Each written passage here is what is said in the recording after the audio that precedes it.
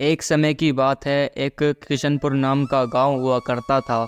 उस गांव में एक मेहनती किसान जिसका नाम कर्मा था और साथ ही उसका एक बेटा रहा करता था, जो कभी कोई काम नहीं करता था, हमेशा इधर उधर घूमता रहता और खाली रहता था। उसे घर से पैसे मिल जाया करते थे, इसी वजह से वह मौज उड़ाया करता था, कभी कोई काम नहीं करता था। तभी मार्केट में एक नया फ़ोन लॉन्च होता है जिसको आईफोन 15 कहा जाता है। वो फ़ोन सभी बड़े बड़े लोग बड़ी जल्दी जल्दी खरीद रहे थे। यह देखकर कर्मा का बेटा रोहन बहुत ही परेशान हो गया और उसे जिद चढ़ गई कि अब तो मुझे हर हालत में यही फ़ोन लेना है। अरे, ये तो मार्केट में नया फ़ोन आ गया है और मेरे पास तो वैसे ही पहले से फ़ोन नहीं है। लगता है मुझे ये फ़ोन लेना चाहिए। और वैसे भी मेरे पापा ने मुझे बहुत टाइम से कोई फ़ोन नहीं दिलाया है। मुझे ये फ़ोन हर हालत में लेना ही होगा। मैं अपने पिताजी के पास जाता हूँ और उनसे कहता हूँ कि मुझे आईफोन दिलाएं।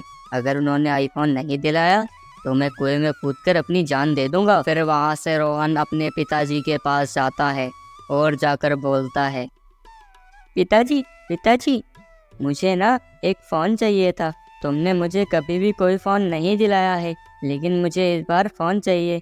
एक नया फ़ोन आया है, आईफोन 15। मुझे वही चाहिए। सब लोग वही चला रहे हैं।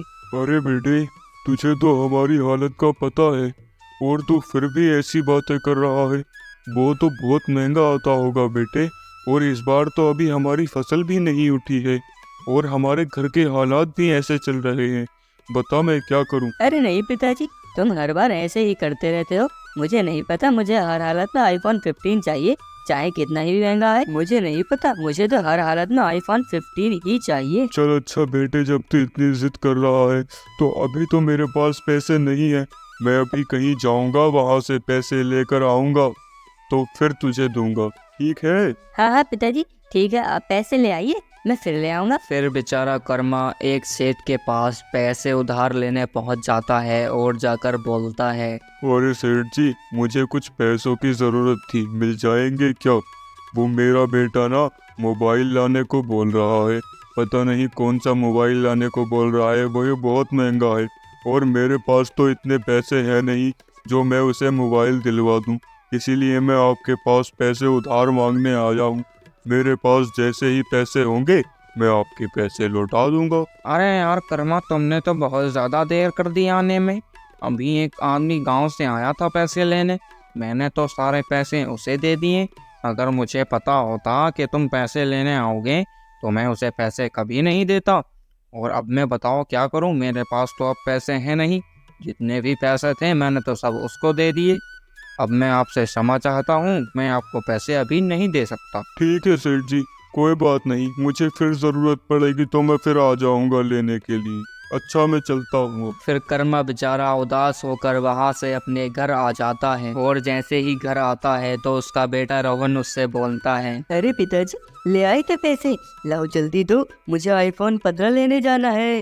अब तो मैं बहुत खुश हो जाऊंगा, मेरे पास आईफोन 15 आ जाएगा। अरे बेटे, मुझे माफ़ कर दे, पैसों का इंतज़ाम नहीं हो सका।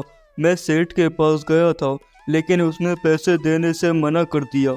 अब मेरे पास पैसे नहीं हैं, जब होंगे तब ले लेना। अरे, ये कैसी बात कर रहे हैं आप?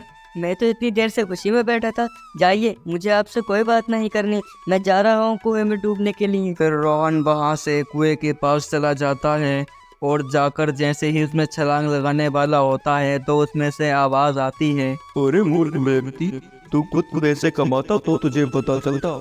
इतने समय तो तूने अपने बाप के पैसों पर मौज किया है। अगर हिम्मत है तो अपने कमाए हुए पैसों से एक पेन खरीद कर दिखा, तब पता चलेगा तुझे। फिर रोहन वहां से अपने घर की तरफ चला जाता है। तो इसीलिए कहते हैं, तुम जब अपनी मेहनत से पैसे कमाओगे तो पता चलेगा पैसे की अहमियत कैसे। पार्ट 2। फिर राजा वापस अपने महल की तरफ आ रहा होता है और सोचता है कि मैंने आखिरकार इस भेड़िए को पहचान ही लिया। मैं इसे किसी कीमत पर भी नहीं छोड़ूंगा और अपने सभी गांव वासियों को डर मुक्त करा दूंगा। सुनो महामंत्री, एक बहुत ही खुशी की बात है। पूरे गांव में ये ऐलान करा दिया जाए कि मैंने उस विचित्र जानवर को कल रात ही मार दिया है। अब किसी को भी डरने की ज़रूरत नहीं है। अब सब बेखौफ होकर अपनी ज़िंदगी जिएं मैंने उसको कल ही निपटा दिया है। इतना सुनकर सभी गांव वाले बहुत ही ज़्यादा खुश हो जाते हैं और राजा की प्रशंसा में नारे लगाने लगते हैं। राजा जय हो, राजा जय हो, राजा जय हो। अरे सूरजपुर के वासियों, अब तुम अपनी जिंदगी निडर गुजारो और अपनी जो खेती करनी है वह खेती करो। अब तुम्हें डरने की कोई जरूरत नहीं है। तुम्हारे राजा ने उस जानवर को मार गिराया है। जाओ और आराम से अपनी खेती करो। क्या राजा साहब, वे विचित्र जानवर इस समय हमारे बीच में ही मौजूद है? फिर तो हमें बहुत डरने की जरूरत है, नहीं तो वे हमें भी खा जाएगा राजा साहब। और आप तो कह रहे थे कि आपने उसे मार दिया और आप अब कह रहे हैं कि वह हमारे बीच में ही मौजूद है। हाँ सूरजपुर के वासियों, वह इस समय हमारे बीच में ही मौजूद है। तुमने बिल्कुल सही अंदाजा लगाया कि वो हमारे बीच में ही मौजूद है और उससे मुझे यह उम्मीद नहीं थी कि वह हमारे साथ ही ऐसा धोखा करेगा।